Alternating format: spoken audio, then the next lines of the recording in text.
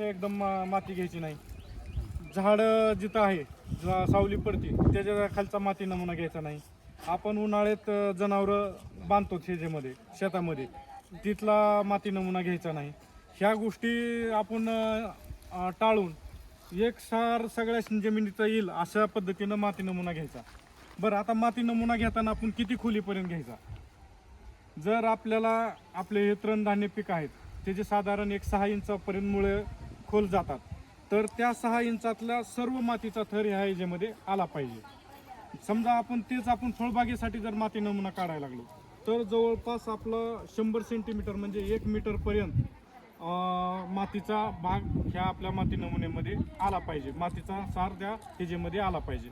तर अशा पद्धतीनं आता थोडं. आणि दुसरी गोष्ट, आपण माती नमुना घेताना लोखंडी वस्तू वापरायची नाही. त्याच्यामध्ये समजा लोह असतं, त्या ह्याच्यामुळं त्या नमुन्यामध्ये लोहाचं प्रमाण येऊ शकतं. म्हणून असं लाकडी कार ह्यानं माती खड्डा करायचा आणि त्याच्यातली माती घ्यायची. घ्या काढा.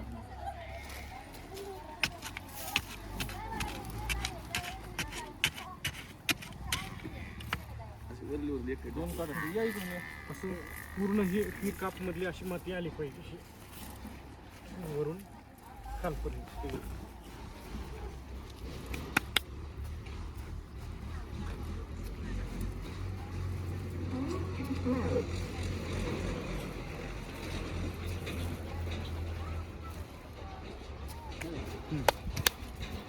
असं मला तर काय वाटतं, सगळे गटातले जेवढे आहेत का त्याचा खर्च किती आहे?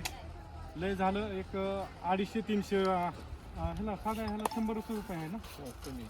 100 रुपये